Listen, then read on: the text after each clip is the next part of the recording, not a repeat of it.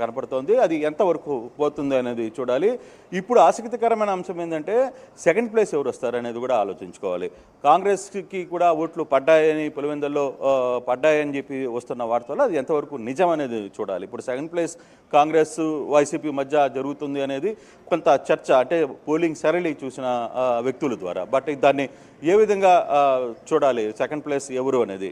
First place TDP వచ్చినా second ప్లేస్కి ఎవరు అందుకుంటారు, ఎవరు ఎంతవరకు ముందుకు వెళ్తారు అనేది చూడాల్సిన పరిస్థితి అవుతుంది. మరి కొద్ది టైం ఛాన్స్ కూడా, ఎందుకంటే అక్కడ గతంలో వైఎస్ రాజశేఖర రెడ్డి కాంగ్రెస్ పార్టీలో ఆయన ముఖ్యమంత్రిగా ఉన్నప్పుడు అక్కడ కొన్ని సేవలు అందించారు, గుర్తులు ఉన్నాయి. కొన్ని గ్రామాలు ఇంకా కూడా ఆంధ్రప్రదేశ్లో కూడా ఇందిరా మిల్ లాంటివి కానివ్వండి, కొన్ని పథకాలు లైవ్లీగా ఉన్నాయి. కాబట్టి మేబీ కాంగ్రెస్ ఆ చేయి గుర్తు చూడగానే చాలా మంది వృద్ధులు కూడా అట్రాక్ట్ అయిపోయినా ఆశ్చర్యపోవాల్సిన అవసరం లేదు. బికాజ్ వైఎస్ఆర్ చరిష్మా ఇంకా అక్కడ ఉంది కాబట్టి. సో నిజంగానే ఇంట్రెస్టింగ్గా మీరు చెప్తూ ఉంటే వైసీపీ కాంగ్రెస్ సెకండ్ స్థానం కోసం పోటీ పడుతున్నాయని ఒక పెద్దగా ఆశ్చర్యపోవాల్సిన అవసరం లేదు. నిజంగా అటువంటి సినారీ నెలకొందా? పబ్లిక్లో ఎక్కడైనా అటువైపుగా ఆ రకంగా వాదనలు వినిపిస్తున్నాయా? ఎస్, మేము కాంగ్రెస్ వైపుగా కూడా ఉన్నాం అనేటువంటి ఎక్కడైనా డిస్కషన్ ఎక్కడైనా వినిపించిందా? కొంత సమాచారం అయితే క్లియర్గా కనపడుతుంది. ఇక్కడ కాంగ్రెస్ అభ్యర్థి శివ కళ్యాణ్ రెడ్డి, మోయిల శివ కళ్యాణ్ రెడ్డి కాంగ్రెస్ నుంచి పోటీ చేశారు. టీడీపీ నుంచి లతారెడ్డి, ఆ తర్వాత హేమంత్ రెడ్డి వచ్చి వైసీపీ నుంచి. సో ఈ మూడు క్యాండిడేట్లకు సంబంధించిన వ్యవహారంలో ఇప్పుడు సెకండ్ ప్లేస్ ఎవరికి వస్తుంది అనేది ఒక్కసారి ఉండండి, మళ్ళీ నెంబర్స్ అప్డేట్ అయ్యే ఒకసారి నెంబర్స్ నా కొలీగ్ నందు చెప్తాడు. ట్రెండ్స్ మనకి కనిపిస్తున్నాయి. పులివెందుల్లో చూసినట్లయితే టీడీపీ 850తో మెజారిటీలో ఉంది. అలాగే ఒంటిమిట్టలో టీడీపీ 1020 లీడ్లో ఉన్నట్టుగా కనిపిస్తుంది. వైసీపీ పులివెందుల్లో కేవలం 121 ఓట్లు మాత్రమే వచ్చాయి ఇప్పటికీ. అలాగే ఒంటిమిట్టలో చూస్తే 160 మాత్రమే. బిగ్గెస్ట్ నెంబరే 1000 దాటింది ఒంటిమిట్టలో. కానీ కనీసం 10% మించి, అంటే 160 మాత్రమే, అంటే ఆల్మోస్ట్ ఒక 10% నియర్ బైగా ఉంది అంతే అక్కడ వైసీపీ.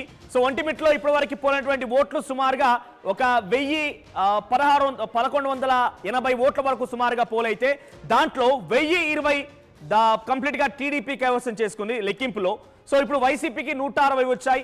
సో టీడీపీలో ఇప్పటి వరకు లెక్కింపు ప్రక్రియ అటు పులివెందులకు సంబంధించి చూస్తే కనుక టీడీపీకి 850, వైసీపీ 120, కనీసం 10% వరకే పరిమితం అయిపోయినట్టు కనిపిస్తోంది. అంటే ఒక రాజకీయ చరిత్ర ఎంతలా తారుమారైపోతుంది, ప్రజాస్వామ్యం మళ్ళా అవుతారనే దానికి ఒక నిదర్శనంగా చూడొచ్చు. అంటే టీడీపీ సర్వశక్తులు ఒడ్డి అక్కడ పోరాటం చేసిన నేపథ్యంలో సరే, ఒకవేళ నిజంగా టీడీపీ మొదట్లో, ఇప్పుడు పరిస్థితి పక్కన పెడితే మొదట్లో ఒకవేళ టీడీపీ గెలవగలిగిన, అధికారంలో ఉంది, సర్వశక్తులు ఒడ్డిని చాలా ప్రయత్నాలు చేసింది కాబట్టి ఒకవేళ గెలవగలిగిన, మహా గెలిస్తే ఏదైనా కొద్దిపాటి తేడాతో గెలుస్తుందేమో అనే ఆలోచన చాలా మందికి ఉంది. కానీ బట్ ఇక్కడ ట్రెండ్ చాలా డిఫరెంట్గా ఉంది కదా మనోజ్. కనీసం వైసీపీకి 10% అటు ఇటుగా ఓట్లు అంటే ఖచ్చితంగా అది వాళ్ళ సొంత గడ్డ మీద కొన్నేళ్లుగా యునానిమస్గా వస్తున్నటువంటి వాళ్ళ పార్టీకి ఇప్పుడు 10% ఓట్లు కూడా అటు ఇటుగా వచ్చాయంటే పరిస్థితి ఎంత దారుణంగా ఉందో మనకు చూడొచ్చు.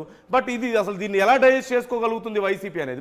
మరొకటి కృష్ణమోహన్ చెప్తున్నట్లుగా నిజంగానే కాంగ్రెస్ గనక వైసీపీకి అక్కడ పోటీ ఇచ్చే పరిస్థితుల్లో ఉంటే, మీరు అన్నట్లుగా కొంతమంది సాంప్రదాయ ఓటర్లు ఉంటారు కాంగ్రెస్కి, అంటే చెయ్యి గుర్తు కనపడితే ఓటేయడం అనేది వాళ్ళకి అలవాటుగా మారిపోయి ఉంటుంది. ఆ ప్రాంతంలో ముఖ్యంగా చాలా మంది. ఒక్కసారి ఈ ట్రెండ్స్ పైన కృష్ణమోహన్ అడిగి తెలుసుకుందాం. కృష్ణమోహన్, సో ట్రెండ్స్ మారుతూ ఉన్నాయి. పులివెందులలో టీడీపీకి 850 ఓట్లు ఇప్పటి వరకు పోలయ్యాయి. సో వైసీపీకి 121. అటు ఒంటిమిట్టకు సంబంధించి చూస్తే టీడీపీ 1000 దాటేసింది. సో 1020లో టీడీపీ ఉంది, వైసీపీ కేవలం 160. అంటే రెండు చోట్ల కూడా దాదాపుగా 10%కే పరిమితమైంది వైసీపీ. ఎలా చూడాలి? అంటే ఓటర్లు తమ ఓటు హక్కును వినియోగించుకున్న తర్వాత అక్కడున్న స్థానిక సంస్థలు, స్థానిక ఇష్యూస్, టీడీపీ క్లియర్గా పులివెందుల కావచ్చు లేకపోతే ఒంటిమిట్టలో కొన్ని హామీలను ఇచ్చింది. చాలా కాలంగా పెండింగ్లో ఉన్న హామీలు నెరవేరుస్తాం, ఖచ్చితంగా మీకు ప్రధానంగా పులివెందులలో తీసుకుంటే నీటికి సంబంధించిన చెరువులకు సంబంధించిన ఒక హామీ ఇచ్చింది. అక్కడ ఉన్న కొన్ని లోకల్ ఇష్యూస్ని ప్రత్యేకంగా బయటికి తెచ్చే ప్రయత్నం చేసింది. ఈ సమస్యల్ని మీకు సాల్వ్ చేస్తామని, కొన్ని భూములకు సంబంధించి, డికేటీకి సంబంధించిన ల్యాండ్స్కి సంబంధించిన కొన్ని చాలా కాలంగా పెండింగ్లో ఉన్నాయి, వాటన్నిటిని కూడా మేము క్లియర్ చేస్తామని చెప్పి ఒక హామీ ఇచ్చింది. ఇప్పుడు ఈ హామీలన్నింటినీ కూడా ఈ హామీలు ఇచ్చిన నేపథ్యం తర్వాత కొంత పైప్ లైన్ వాటర్ని తీసుకుని వచ్చే ప్రయత్నం ఒకటి జరగడం పులివెందుల్లో కొంత సక్సెస్ అయిందనేది టీడీపీ చెప్తుంది. టీడీపీ మొదటి నుంచి చెప్తుంది మేము ఇవన్నీ కూడా చేయగలిగాం పులివెందుల్లో, వీటిని ఇంకా కొన్ని హామీలు నెరవేర్చగలుగుతాం, కొన్ని హామీలు కొత్త ఉన్నాయి. ఇప్పుడు మా గెలుపు అయిన తర్వాత ఖచ్చితంగా మేమేమైతే హామీలు ఇచ్చామో ఆ హామీలను కూడా చేసే ప్రయత్నం అయితే చేస్తాం. సేమ్ ultimately కూడా అటువంటి సిచ్యువేషన్. సో మంత్రులు తర్వాత అధికారులు తర్వాత వీళ్ళందరూ ఆ ప్రాంతాల్లోకి వెళ్ళారు, ప్రజలు ప్రతి ఇంటికి కూడా వెళ్ళారు. బేసిక్గా ఏంటంటే మంత్రులు ప్రతి ఇంటికి వెళ్ళి అక్కడున్న సమస్యలను తెలుసుకునే ప్రయత్నం చేశారు.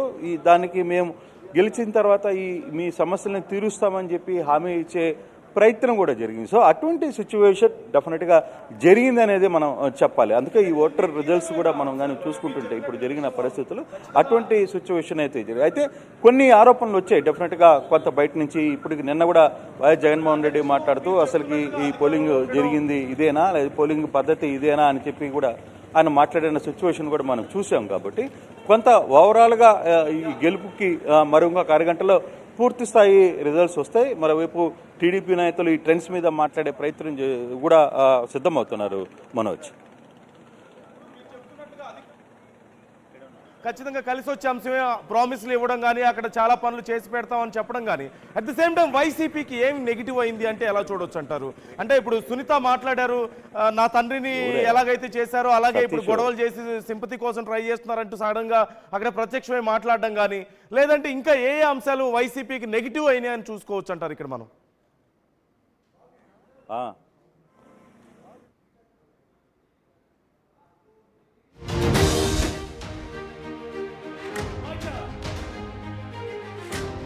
బ్రేకింగ్ న్యూస్ మనం ఆర్టీవీ స్క్రీన్ పై చూస్తున్నాం. నిజంగా ఇది ఒక షాకింగ్ సంఘటన, నిజంగా ఇది ఒక ఉత్కంఠమైనటువంటి పరిణామం. మధ్య ఓట్ల పోలింగ్ నుంచి ఇప్పుడు ఎన్నికల లెక్కింపు వరకు కూడా అక్కడ పెద్ద ఎత్తున ఉత్కంఠ రేపుతోంది, నరాలు తెగే ఉత్కంఠ కొనసాగుతోంది.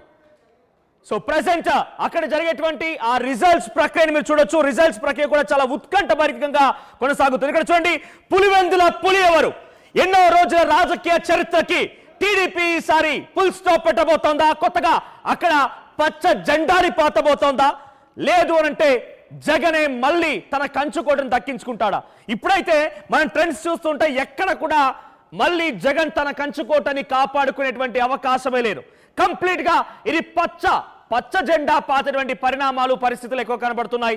1996, 2001, 2006, 2021 కంటిన్యూస్ గా 2016లో కూడా ఎన్నికలు జరిగాయి, అక్కడ వైసీపీ గెలుపొందింది. కానీ కంప్లీట్ గా 1996 నుంచి ఇప్పటి వరకు కనీసం అక్కడ టీడీపీ జెండా ఎగిరింది లేదు. టీడీపీ కండువా అంటే అక్కడ నాయకులు ఉన్నారు, కార్యకర్తలు ఉన్నారు, పెద్ద స్థాయిలో టీడీపీ బలంగానే ఉంది. కానీ టీడీపీ అంతటి స్థాయిలో ప్రాబల్యం చూపించలేకపోయింది.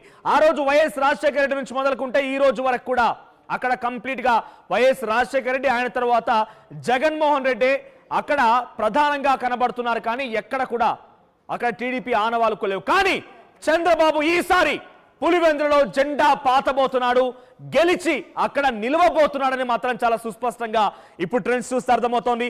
సో మీకు ఇప్పటికే ట్రెండ్స్ చూస్తున్నారు. Very first RTV first and foremost గా మీకు ఆర్టీవీ చాలా ఎక్స్క్లూజివ్ రిజల్ట్స్ ని మా ప్రతినిధులు ఎప్పటికప్పుడు అక్కడ జరిగేటువంటి ఓట్ల లెక్కింపు ప్రక్రియను కూడా మీకు అప్డేట్స్ అందించే ప్రయత్నం ఆర్టీవీ చేస్తోంది. దాంట్లో మీరు రిజల్ట్స్ చూస్తే పులివెందులలో 729 ఓట్ల లీడ్తో టీడీపీ ముందంజలో కొనసాగుతోంది. సో మారెడ్డి, లతారెడ్డి అక్కడ ఆధిక్యం కనబరుస్తూ ఉన్నారు. ఇక ఒంటిమిట్టలో 860 ఓట్లతో టీడీపీ ఆధిక్యత కనబరుస్తోంది. సో అక్కడ కూడా టీడీపీ అభ్యర్థి లీడ్ లో కొనసాగుతున్నారు. ఎస్, మా ఏపీ ఇన్స్పెక్టర్ కృష్ణమోహన్ సిద్ధంగా ఉన్నారు. కృష్ణమోహన్, సో ఈ లీడ్స్ చూస్తుంటే ఎలా అనిపిస్తోంది? జెండా ఈసారి పచ్చ పార్టీ అక్కడ జెండా పాతబోతోందా? ఎటువంటి అప్డేట్స్ ఉన్నాయి? సో పులివెందుల పులి ఎవరు అవబోతున్నారంటే ఇప్పుడు ట్రెండ్స్ చూస్తే మాత్రం టీడీపీ అక్కడ కంచుకోటని